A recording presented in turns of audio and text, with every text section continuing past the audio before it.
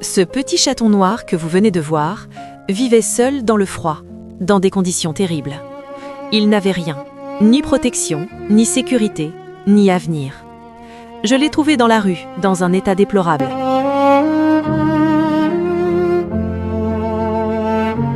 Alors je l'ai recueilli.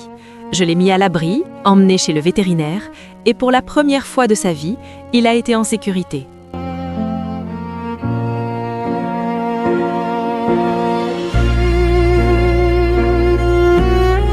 Son premier biberon, sa première nuit au chaud, et surtout, sa première vraie chance. Aujourd'hui, ce chaton n'est plus seul. Il est aimé, protégé et adopté par Luna, ma chatte, qui l'a accepté comme une mère accepte son petit. Et cette histoire n'est pas seulement un sauvetage, c'est le début d'une adoption réussie. Adopter un chaton, ce n'est pas seulement ouvrir sa porte, c'est ouvrir sa vie. Et pour que cette adoption soit une réussite, il y a des choses essentielles à savoir dès le départ.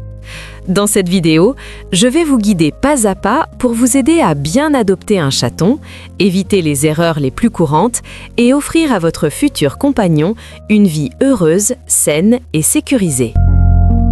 Alors, adopter un chat, c'est une grande décision.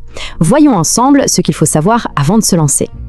C'est vrai, beaucoup le disent, avoir un chat, ça apporte une joie immense au quotidien.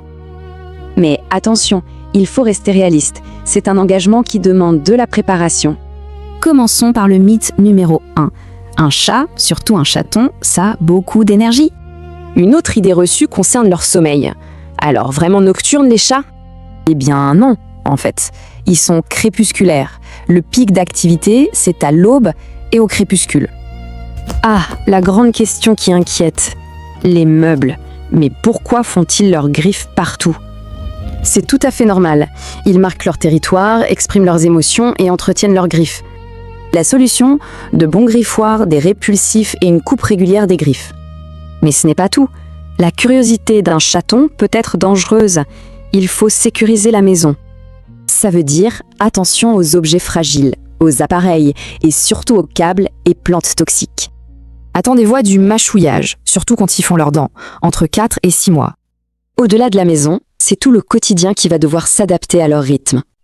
Oui, ça veut dire un nouveau réveil matin très poilu et fini les grasses matinées le week-end. Et bien sûr, il y a la question de l'argent. Avoir un chat, ça a un coût. Les plus grosses dépenses sont les frais vétérinaires et la nourriture, mais aussi la litière et les jouets. Pour donner une idée, un forfait veto la première année peut coûter environ 85 € par mois. Maintenant, un point absolument crucial, la sécurité. Et ça, c'est une grande responsabilité.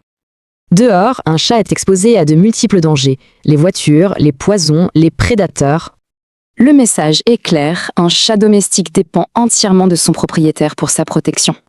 Heureusement, il existe des solutions sûres, comme la laisse ou un enclos extérieur, le fameux Keisho. Alors, après tout ça, la grande question, est-ce que ça vaut vraiment le coup? Malgré les défis, la réponse est oui. Ils sont drôles, intelligents, malicieux et tellement affectueux. Finalement, c'est une expérience qui peut vraiment changer une vie, et pour le meilleur. Et vous, êtes-vous prêt à accueillir un chaton et à vous engager pour lui? Racontez-moi votre expérience ou vos questions en commentaire. Abonnez-vous pour ne rien manquer des prochains conseils et sauvetages.